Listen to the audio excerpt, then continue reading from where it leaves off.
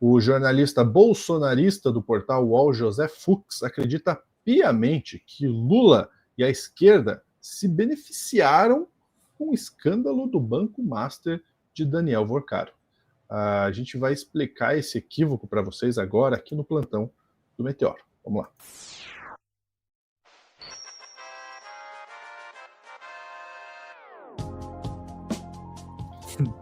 Às vezes eu fico na dúvida se é narrativa, se é inocência. Eu sei que não é, tá?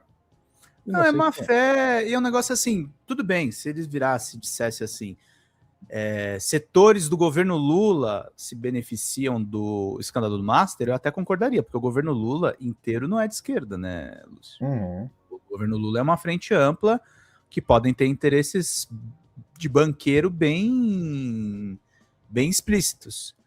Agora, o Lula se beneficiar do escândalo do Master, o Lula tá puto com o Toffoli, o Lula tá bravo com toda a repercussão que tá indo ruim pro governo, o suposto envolvimento do Lewandowski. E aí, pro Zé Fux, a esquerda virou legalista. Não, amigo, a gente já é legalista, porque a extrema-direita, que é o campo que para quem você escreve, tentou dar golpe de Estado. Antes de ler a coluna dele, que é um atentado à inteligência, vamos relembrar esse momento de ouro de José Fux, o Luiz Fux do UOL, quando ele disse que o Lula perdeu uma grande oportunidade de pacificar o país. Adivinha do que ele estava falando, Lúcio? Ah, imagina. Da anistia. Eu tendo a concordar bastante com a análise que ele fez. Eu acredito que o presidente Lula perdeu uma grande oportunidade de dar uma pequena contribuição, por menor que fosse, para a pacificação do país.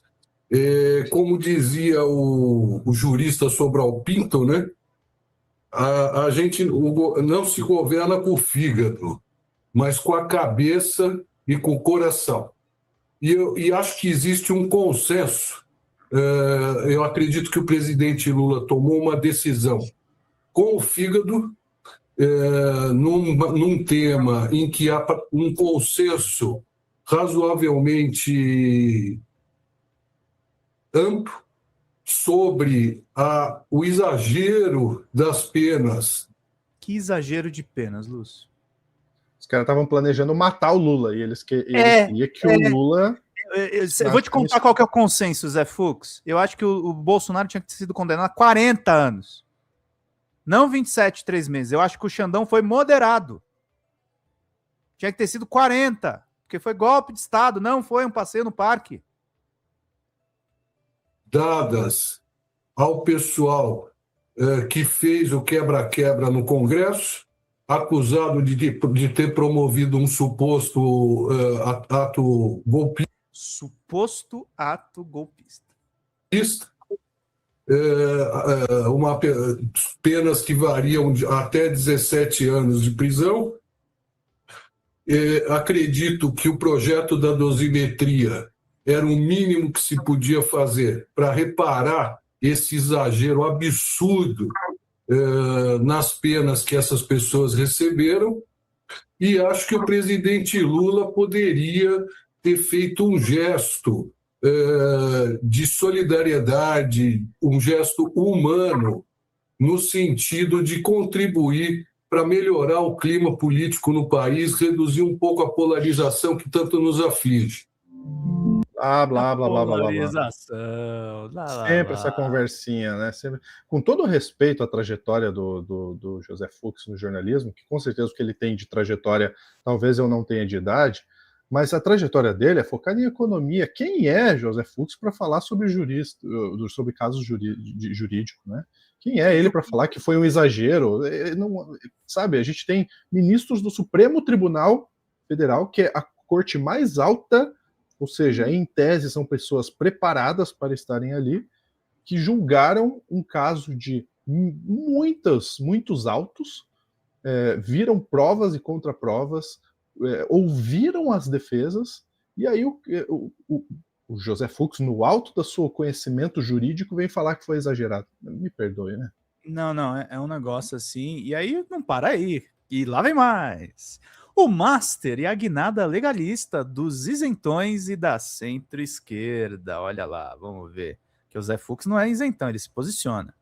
Diante da atuação controvertida, para dizer o mínimo, de ministros do Supremo Tribunal Federal, no caso do Banco Master, o coro contra os excessos da corte engrossou de forma considerável na sociedade. De repente, em meio às revelações sobre as ligações de ministros com o Master e as decisões favoráveis aos envolvidos nas operações nebulosas do banco, ganhou corpo a percepção que é hora da instituição voltar ao seu quadrado. Tirando Lula, PT e seus aliados, que foram os maiores beneficiários das transgressões ocorridas pelo STF, desde a instauração do inquérito das fake news pelo ministro Toffoli em 2019, você vê, Lúcio, ele é contra a investigação do golpe. Porque foi o inquérito do Toffoli em 2019 que começou a apurar o gabinete do ódio do Bolsonaro. Eles acham que não foi um crime tão grave assim. É muito engraçado, né? Ele pontuar que o Lula, o PT e a esquerda, os seus aliados, como ele coloca, são beneficiários de um inquérito que investiga e pune crimes relacionados a informações falsas. Por que será? Por que será? Porque ele é beneficiado diretamente com as informações falsas. Todo mundo parece ter se dado conta de que do jeito as coisas estão as coisas, não dá para continuar. É tipo a gente querer mudar a lei sem pensar a consequência, né, gente? É isso. A gente precisa saber para onde a gente vai. Até os isentões e representantes da centro-esquerda, incluídos o tal centro democrático, tucanos e ex-tucanos, existe isso, e tudo mais que se possa colocar no balaio da chamada social-democracia, aderiram ao grupo dos indignados e passaram a posar de arautos da legalidade. Verão passado, a guinada legalista dessa turma obviamente não deixa de ser uma boa notícia. É sempre bom ver o apoio às boas causas ganhando adeptos. Como diz o velho dito popular, antes tarde do que nunca, ainda mais com o STF continuando a fazer ouvidos moucos às críticas e o ministro Edson Fachin, seu atual presidente, que dias atrás estava defendendo a adoção de um código de ética pela instituição, vindo a público dizer que o Supremo não se curvaria a ameaças. Agora não dá para ignorar que esse pessoal passou o pano para as arbitrariedades do STF até ontem ou anteontem, parafraseando o título do filme do diretor Jim Gillespie, baseado no romance homônimo de Lois Duncan, em 73, a gente sabe o que eles fizeram no verão passado.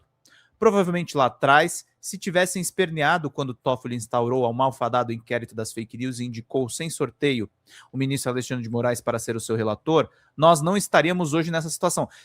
Fux, deixa eu contar uma coisa. Se o Toffoli não tivesse feito isso, a gente tinha tomado um golpe militar. Um golpe militar. Tá bom? Com o presidente eleito assassinado, com vice-assassinato, assassinado, aliás, com membro da Suprema Corte assassinado também. Ia ser aquela bagunça, né? Mas por ódio ao ex-presidente Bolsonaro e seu grupo político, boa parte da galera da chamada terceira via não apenas silenciou contra a medida, como foi de forma conveniente com ela e outros na mesma linha adotadas desde então, especialmente por Xandão. Eles também são responsáveis, portanto, ao lado do lulopetismo, pelos extraordinários poderes adquiridos pelo Supremo nos últimos anos, que tornaram possíveis as contestadas decisões tomadas agora no caso de Master. Em nome da alegada defesa da democracia, que teria sido ameaçada por Bolsonaro e sua tropa de choque, fizeram vistas grossas às arbitrariedades em série que se seguiram, talvez acreditando que depois o gênio voltaria à lâmpada por livre e espontânea vontade, só que não. Como mostra a história, ninguém abre mão voluntariamente do poder adquirido, de forma legítima ou não, e o que a gente está vendo hoje, com proteção dada a Toffoli por Fachin e seus colegas no caso do Banco Master, é a maior prova disso.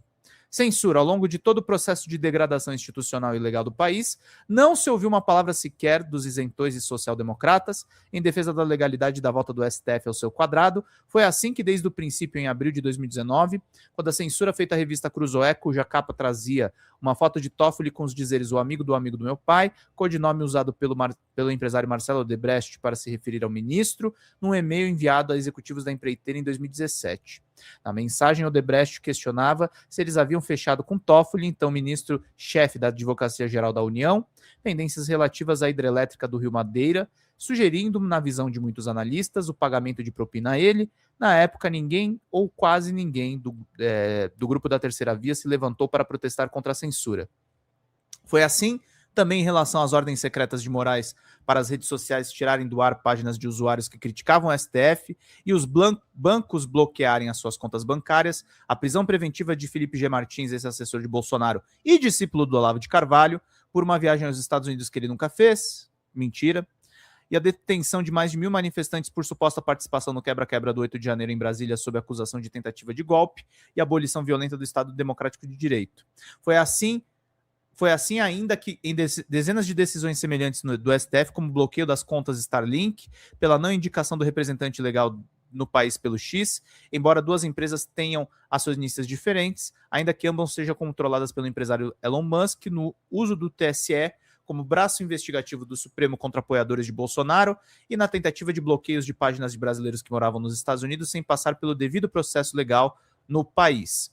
Isso sem falar na alteração promovida por meio da canetada da lei do impeachment, com aumento do número de votos necessários para aprovação da medida do Senado, de maioria simples para maioria absoluta. Cara, só no que ele tá falando aqui, que ele pega o negócio da Odebrecht lá atrás e diz que a esquerda se beneficiou do Banco Master. Eu não sei quem se beneficiou, Lúcio. O Banco Master queria ter negócios com o governo Lula. Ninguém nega isso. Queria ter negócios com o governo Lula, não queria ter o Banco Central fiscalizando. Inclusive teve vista grossa do senhor Roberto Campos Neto, que era o presidente do Banco Central na época do governo Bolsonaro. Agora, isso aqui é um delírio coletivo. Ele mistura o escândalo do Banco Master com questões do Supremo Tribunal Federal, com o inquérito das fake news e do gabinete do ódio do Bolsonaro e com a condenação dos golpistas do 8 de janeiro. Ele faz uma zona, essa coluna. Essa coluna é uma zona que agrada o Mário Sabino, que é o autor da capa do Toffoli, amigo do meu pai, que eles todos são amigos, Lúcio. O Zé Fux conhece o Mário Sabino, que conhece a Andresa Matais, que conhece toda a curriola que está fazendo essa apuração do caso Master. E para eles interessa, gente, não esclarecer o escândalo do banco, mas tentar atingir o Lula e a esquerda. Você entendeu? É uma jogada. Ele não tá para esclarecer, ele tá para confundir. Essa é a ideia. Eu vou usar o mesmo meme que eu usei no corte do Nicolas Ferreira sobre as analogias que o Fux faz. É exatamente isso daqui que ele faz. Alhos com bugalhos.